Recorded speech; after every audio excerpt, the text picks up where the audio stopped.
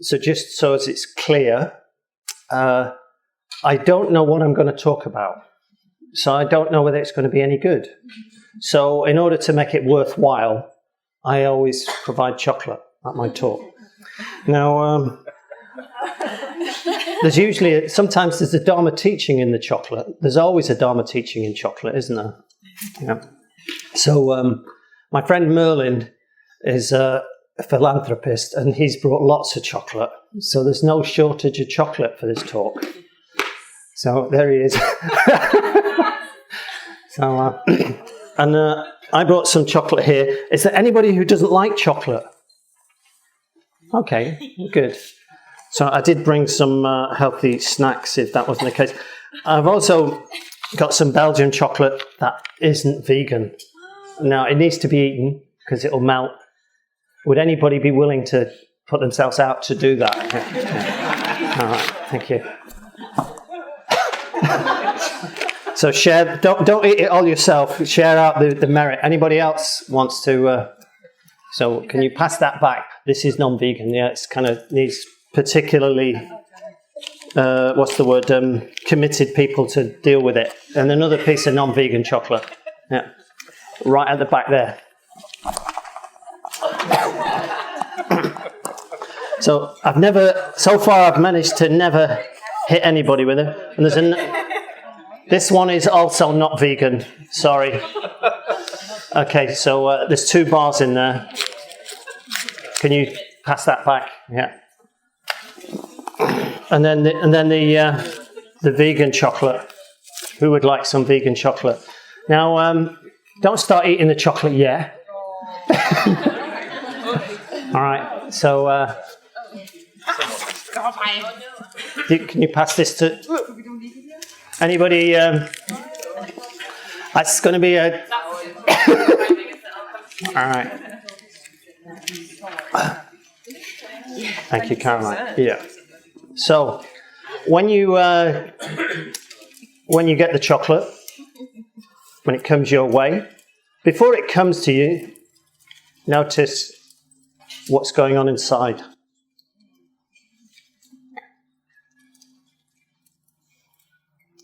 And then when you've got the chocolate and you've tasted it, really mindfully,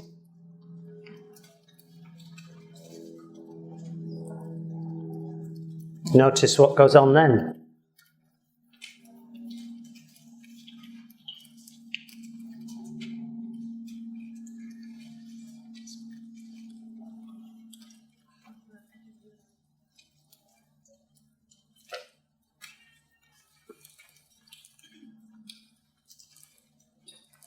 So my imagining, or my hope, was that there's an anticipation. Chocolate's coming. There's the taking the chocolate. You put it in. There's satisfaction for a moment, and then it's gone. And then it's kind of like, where's the chocolate? Is there another piece? And so chocolate does teach the nature of reality in that it's impermanent, unsatisfactory, ultimately, and insubstantial. So I'll just go through that again. Impermanent, it's not going to last forever. Unsatisfactory, because it's not brought you permanent satisfaction. And insubstantial.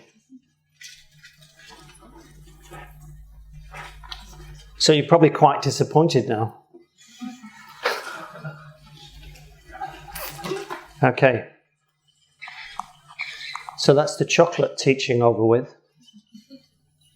No, some of you can leave now.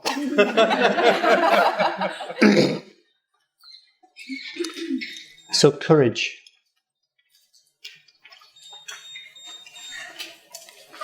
Vulnerability. And the healing of the world.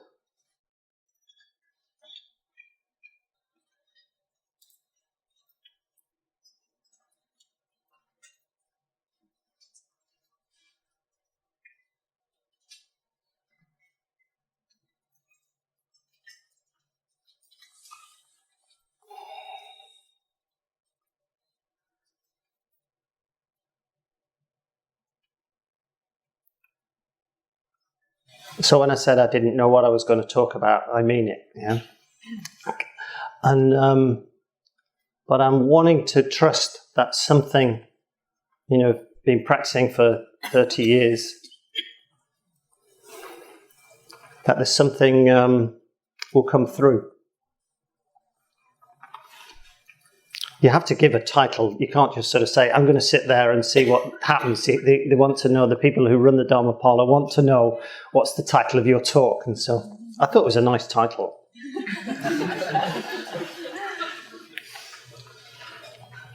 And I like the word courage. And I know that the theme for the festival this year is Seeds of the Heart. Is that right? Have I got that? So I wanted something connected with heart. And courage, I believe, or I suspect, I haven't researched this, but comes from the French cœur, which means heart.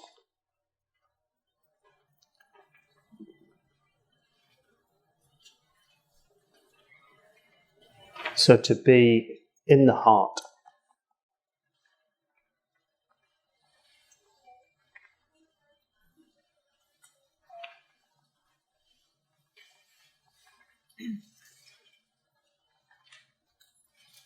I can certainly feel my heart beating at the moment.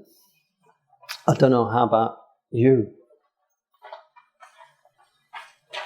So there could be different ways that this is going for you. It could be that you're sitting there sort of thinking, come on, Jayaraja, come on, you can do it. Or you're going to be thinking, oh my God, why did I sit so near the front? I know, how do I get out of this? That's an hour of my time wasted. And then you've just heard me say, an hour? Oh no. So I don't think I'll be quite that long. I've got a workshop starting. So, courage. So that's it. Yes, there's a connection between courage and faith.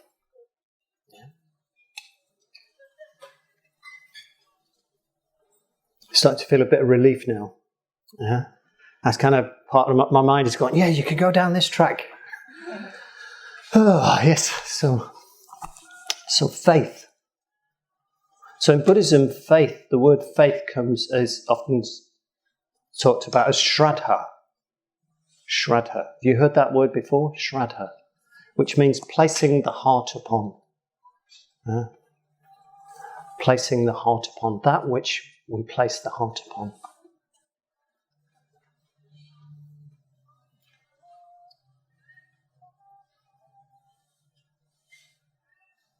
So, what do you place the heart upon? What do we place the heart upon?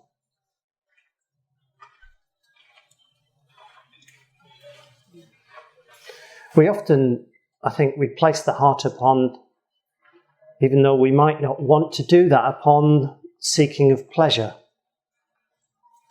and wanting to avoid pain. Certainly, you come to the Buddha Field Festival, I don't know about you, but there's so much excitement. There's so much, whoa! Lots of friends, some people you've not seen for a year, whose names you've forgotten, and they're really pleased to see you, and so but there's an excitement, placing the heart upon pleasure and avoiding pain. That's what we human beings do.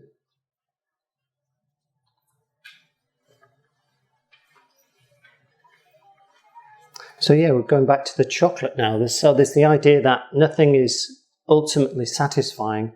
It's impermanent, it's not ultimately satisfying, and it's empty. So have you come across this list before? These three, in Buddhism, they're called the 3 marks. The 3 marks of conditioned existence. And there's a very good book, or I enjoyed it, it's called What Makes You Not a Buddhist. Anybody read it?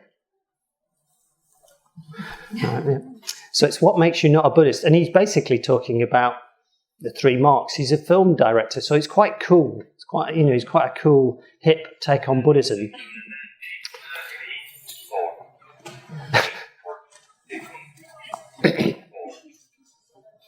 That's not me, by the way.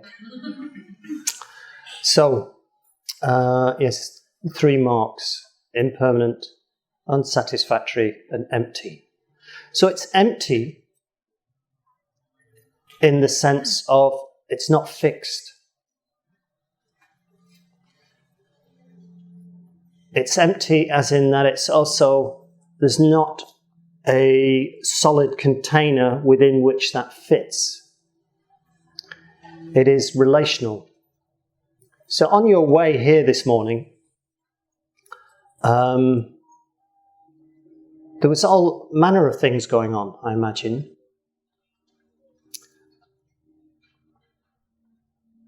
Will there be a place? Might have been one of them. Will my friends be there? Will the person who said they'll meet me at the talk turn up? So there's all this sense in which our mind is kind of creating reality. I think that's one of the aspects of the empty nature of reality. Our mind is constantly creating our reality. And just taking that in for a second, I feel even more nervous because you're sat there looking at me and I'm thinking, oh no. I'm suddenly creating a reality where people are gobsmacked thinking, this is rubbish. Yeah? So that's the reality I can suddenly start to create.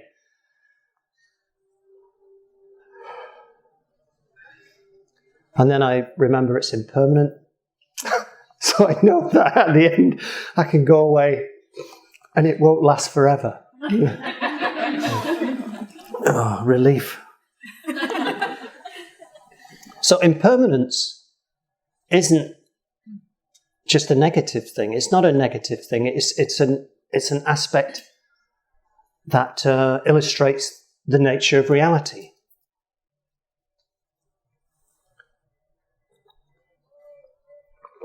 I always remember, I don't know whether you noticed then, whether you could see it, but my hand's really shaking, yeah.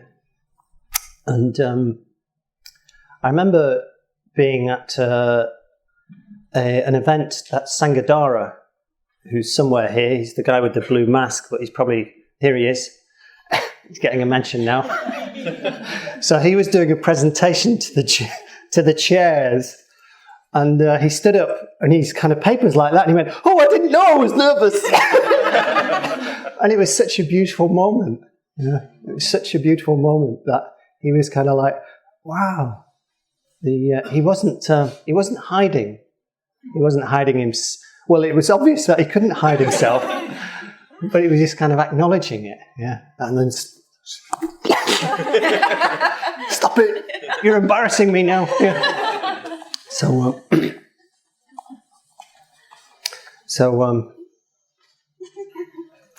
Yeah, impermanence. So yes, that's it. I was on a roll, wasn't I? I thought I was on a roll about the nature of reality. So impermanence is not always, it's not a negative thing, whereas we can tend to think about it as a negative thing. 100 years from now, none of us are going to be here. We'll all be dead. And the thing about time is sometimes, like last night, I've got quite bad arthritis sometimes, and sometimes it's really painful. And when it is so painful, those times last a long time. You notice that? When you're feeling sad. And so what do? Time isn't linear. It's it is partly, it flies when we're enjoying ourselves and drags when we're struggling. Anyway.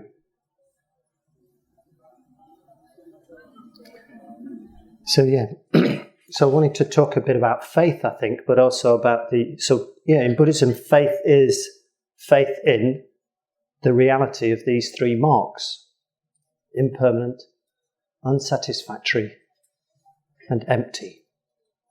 So the fact is, we are going to die, and knowing that we're going to die is not It's not a bad thing. It's kind of one of the things that makes everything significant, because what do we do in the time that we have? And it is a huge responsibility knowing that our lives matter. Yeah. And depending on the conditions that we've grown up in, life will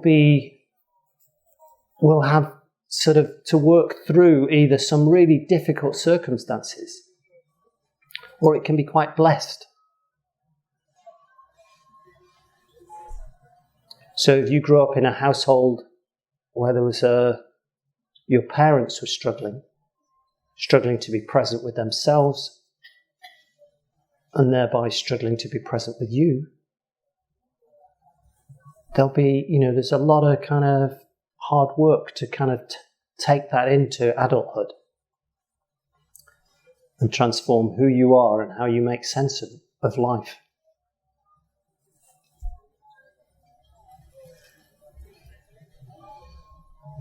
And if you were blessed with parents who were attentive to themselves and to you, you still live in a world where there is a lot of suffering. And there will also be internal suffering. And you will also give yourself a hard time about sort of thinking, here I am, so blessed, with so many advantages, and I'm struggling. There must be something wrong with me. Yeah. So it's hard being a human being. A friend of mine wrote a book called This Difficult Thing Being Human, which is a lovely book. And the basic premises of it is the metta-bhavana. Yeah. And I think he does draw on the work of Paul Gilbert. Anybody here familiar with Paul Gilbert? Yeah. So Paul Gilbert wrote a book called The Compassionate Mind. And you might not enjoy this talk, but one thing you can take from it is Paul Gilbert. Yeah? So go away and do a YouTube search, Paul Gilbert, talk kindly to yourself, or talk nicely to yourself, or something like that. And there's 5 talks there, and they're beautiful to listen to. He's kind of just talking about the need for kindness.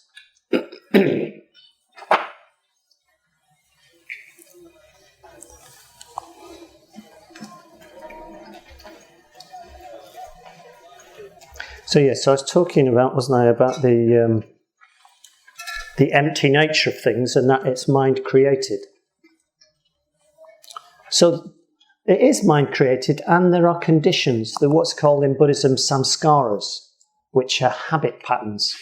So these habit patterns, many of them, if not most of them, were set in motion. I see them more like grooves, like the way the rain, when it falls on the land, creates particular grooves. And so it is with our minds, that we've got particular grooves.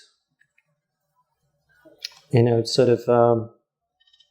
of the grooves in my mind was feeling such fear, I think, as a child, and confusion about why it was the way it was, that I masked that vulnerability with a fierce physicality.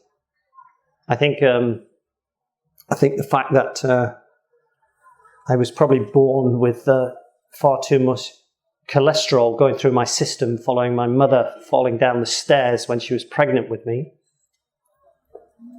8 months pregnant, that my system was probably flooded with cholesterol, which is a steroid.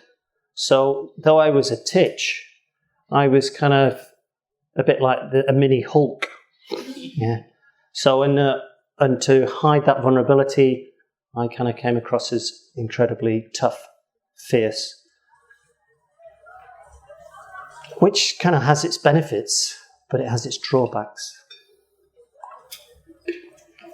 I could have played small. That would have been another way. But my my physicality led to a certain kind of way of being in the world, as will of yours. And some of as I say, these grooves in the mind, it's kind of like learning to see them. Oh, I'm like that. And rather than giving yourself a hard time for being like that, just being able to be tender. To kind of sort of go, oh, Jayaraja, you've not prepared your talk again. Why do you keep doing that? It makes me so nervous. Yeah?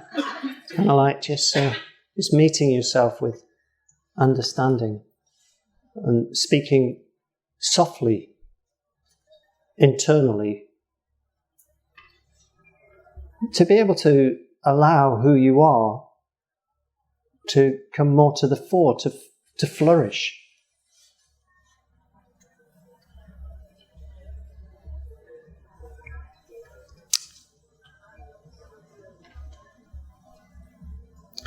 So yes, I was talking about faith, wasn't it? And there's just, because it's always good to have a bit of a list, Buddhist list. I don't know why Buddhism has got so many lists, but it does have lots of lists, which I've found helpful over the years. So you go, oh yeah, all right. So faith in Buddhism, so is faith in the three marks?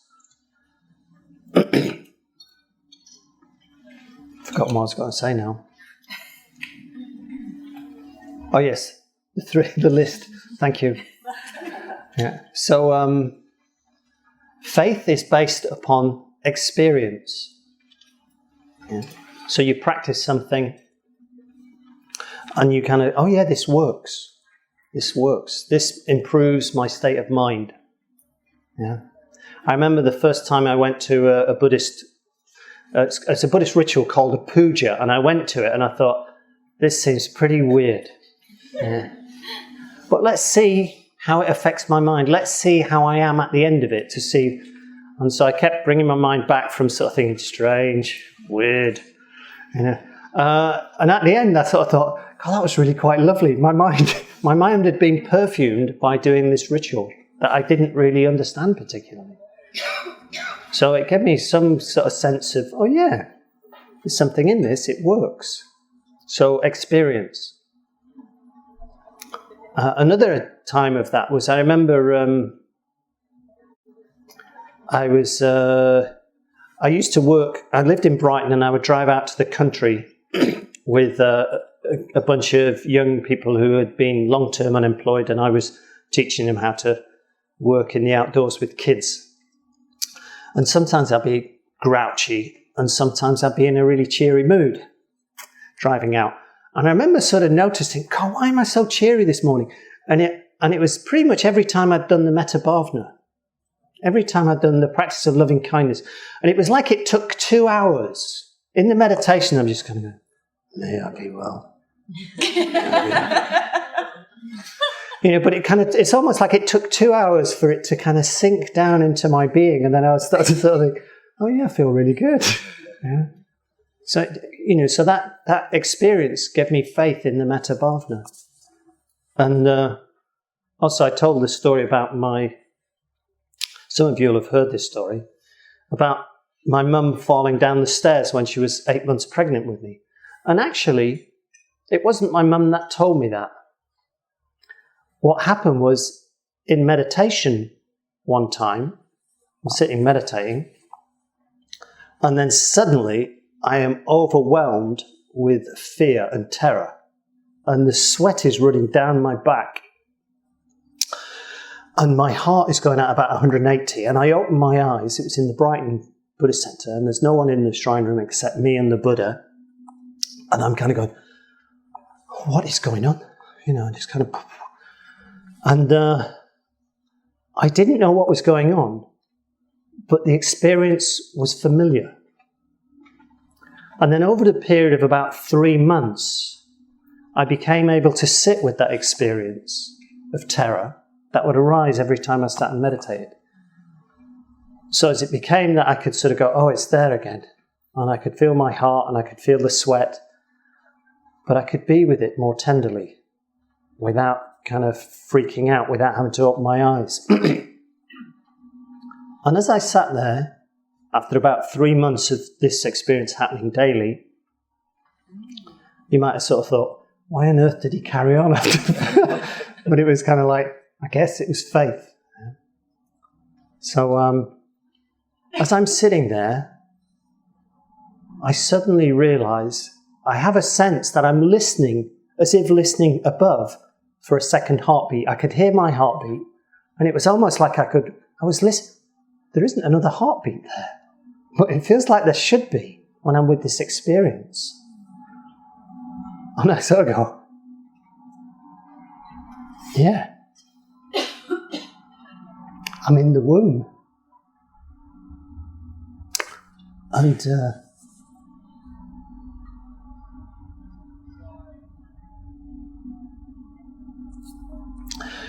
so my mum was still alive, and so I came back from the meditation. It was before the days of mobile phones. So you ring on the landline. Do you know what those are? They're kind of these.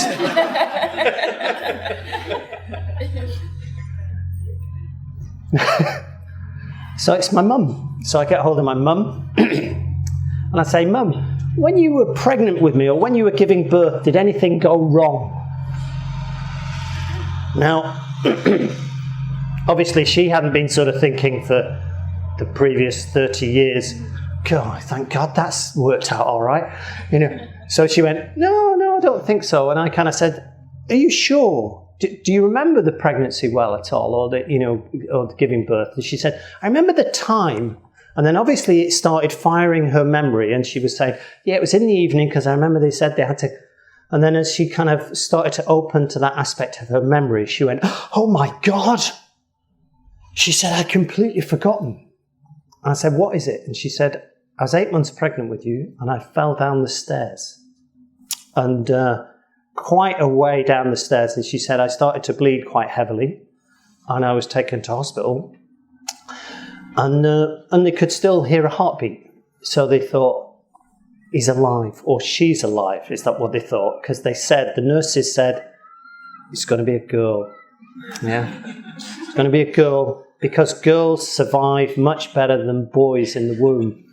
So I knew this was going to be about identity politics. But, I hadn't figured it would come this way. So, so yeah.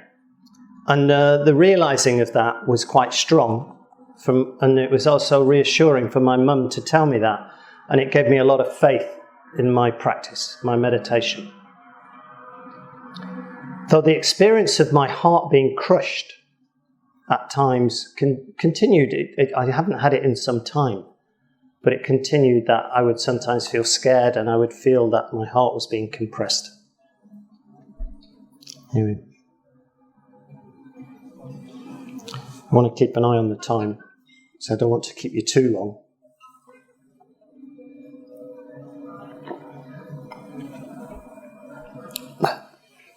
When I drank then, I noticed my hand wasn't quite shaking so much, and when I noticed that, it started shaking again.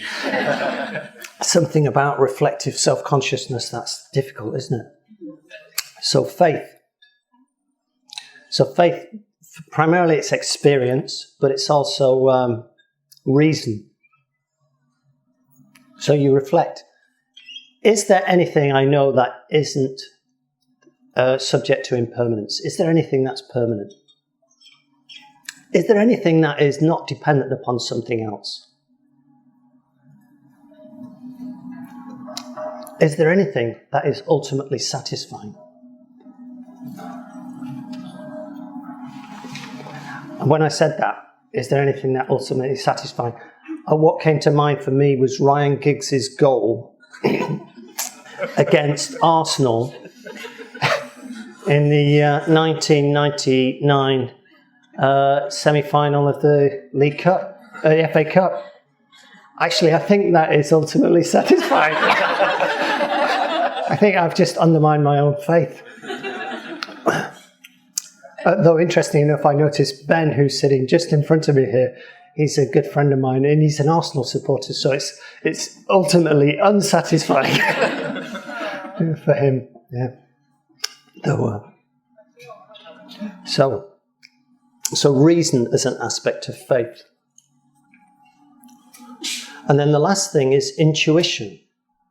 Now this is a tricky one, intuition, isn't it? Because has anybody ever kind of thought that they were going off intuition and really it's just preference, desire, longing? Yeah. Yep. I see at least one nod. So intuition is a tricky one, but it's, for me, intuition is this sense of actually being attuned deeply to myself, my belly and my heart, and having the space to open to that and to see what the guidance is that's coming from that. So this is faith in Buddhism: reason, experience, and intuition.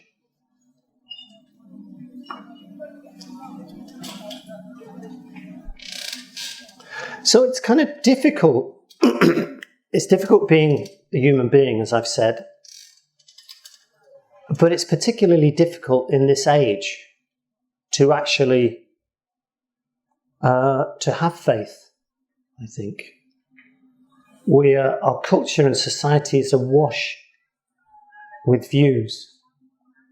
The Buddha, there's a great story where the Buddha, in the, I'll use the posh Buddhist word because it's supposed to be a Buddhist talk, in the Digha Nikaya, which is the long sayings or the lengthy sayings of the Buddha, the first one is the Brahmajala Sutta.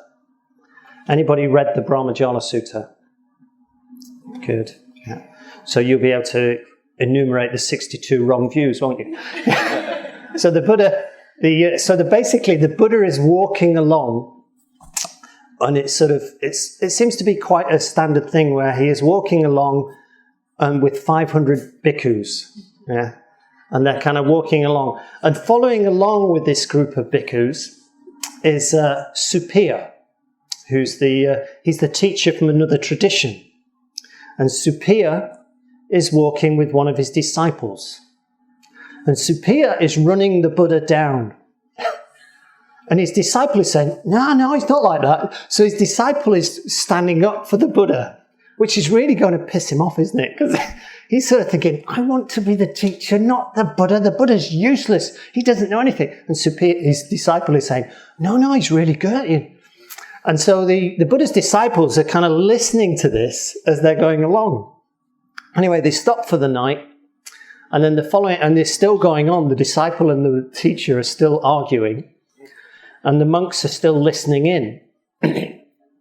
And the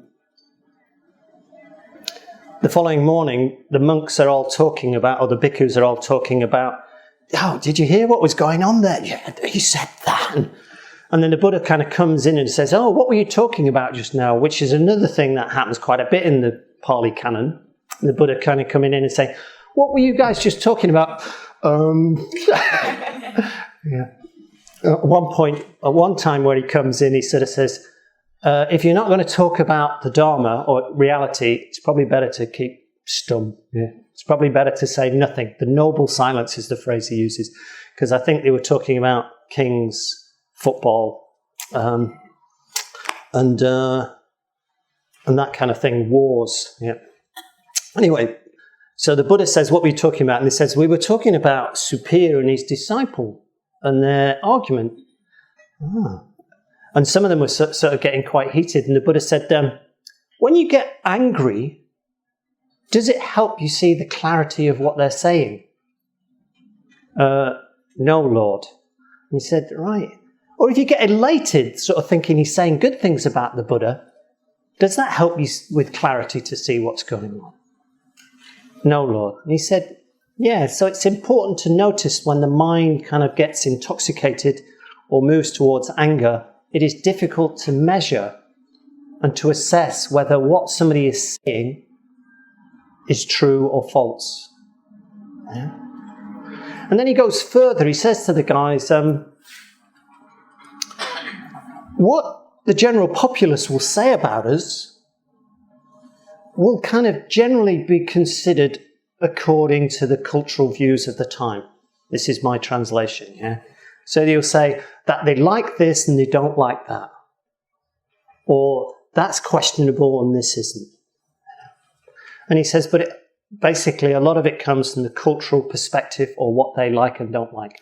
So it would be a bit like, you taking home a new boyfriend, girlfriend, partner, and your parents sort of thinking, has he got good manners?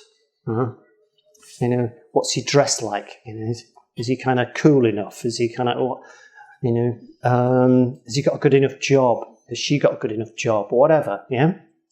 So that would be the kind of the societal way of looking at it. And the Buddha says, that doesn't really matter.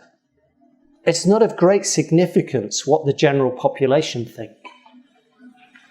It is this leading towards awakening? Is it leading towards compassion? Is it leading towards, from a different sutta, the Kalama Sutta, the Buddha says, is this, when I reflect on it deeply, is it for my benefit and the benefit of others? And is it commended by the wise? Yeah, that's one way of looking at it. Is it to my benefit, the benefit of others, and commended by the wise? He doesn't say who the wise are. And in this day and age, it's kind of difficult to know who the wise are. And because it's difficult to know who the wise are, yes, this is what I wanted to talk about. It's there's so many views out there. You go onto YouTube, yeah, you go onto social media, there's just thousands upon thousands of views, which are all subsets of the 62 wrong views. Is that right?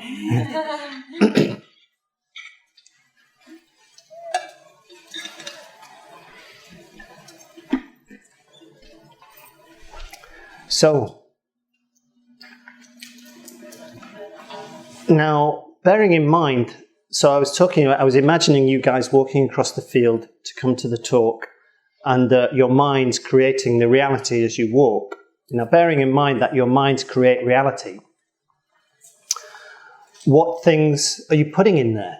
Where are you drawing the sources of inspiration and nourishment from? What are you committed to?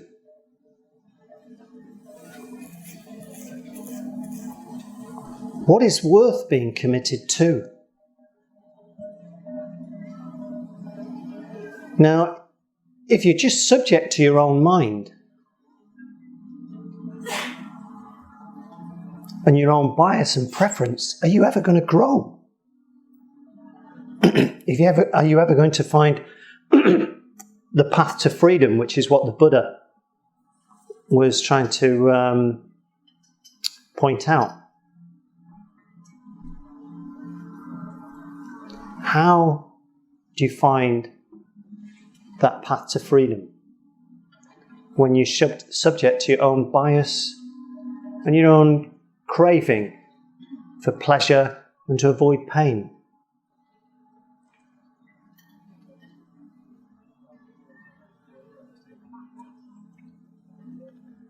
I'm kind of making a connection. So there I was meditating in the shrine room. It wasn't, sort of struggling. As I say, it's kind of bringing up terror. And I stuck with it.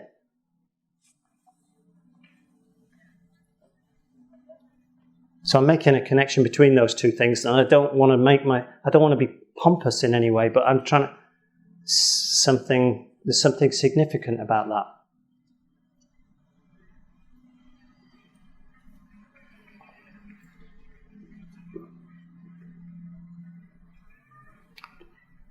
Okay, I think it's to do with meaning.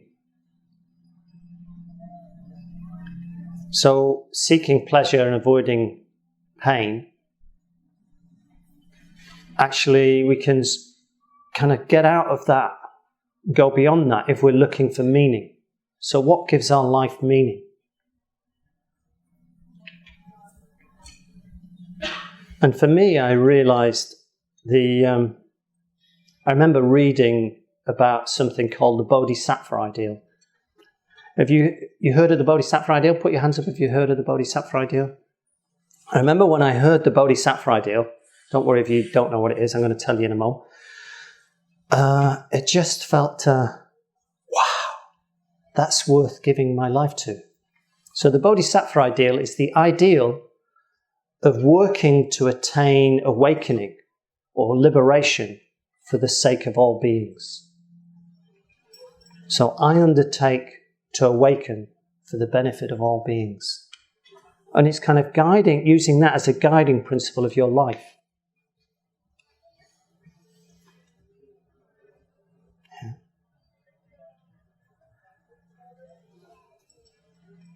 So yeah, the bodhisattva ideal, I think, is a sublime thing to risk your life with, to kind of sort of think, I want to focus on that. So am I moving towards that? How do you know if you're moving towards it? I guess if you're becoming more contented, if you're becoming kinder, and kinder to yourself, able to meet yourself with a kind of warmth, tenderness and curiosity and forgiveness, because we're all flawed. Anyone here not flawed? Please raise your hand.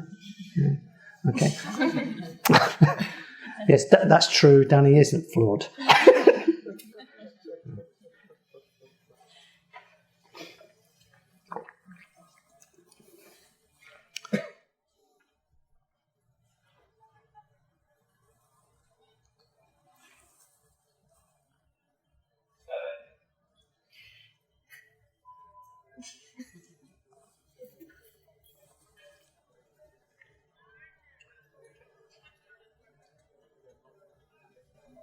So I'll finish with a story.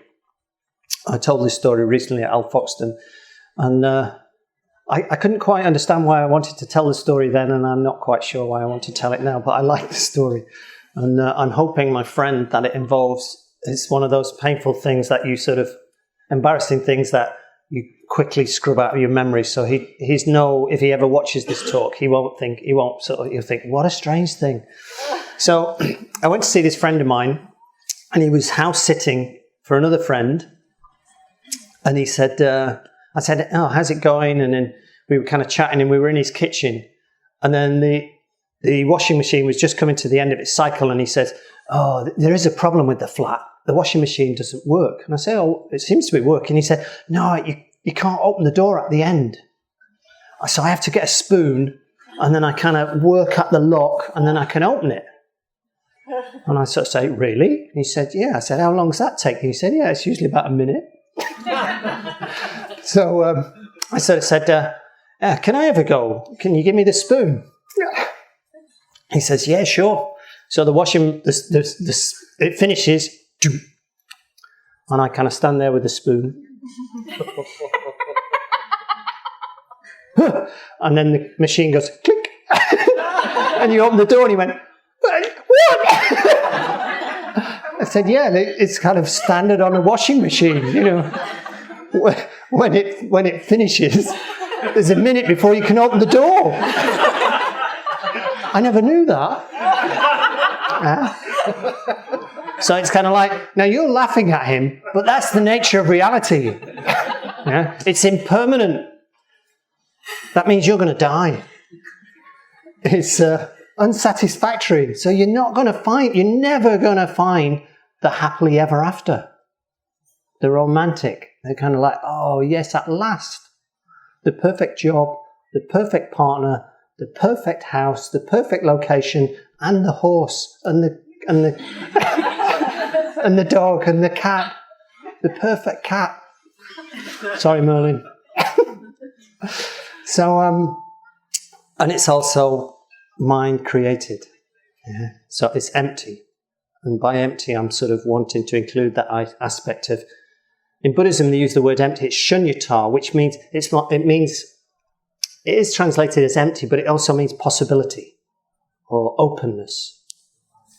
So where was I? I was trying to finish, wasn't I? Oh yeah. So bearing in mind that the washing machine opens after a minute, you don't need to fiddle with the lock. Yeah. And bearing in mind the nature of reality is impermanent, insubstantial, and unsatisfactory, what are you going to do with your life? Where are you going to find the commitment,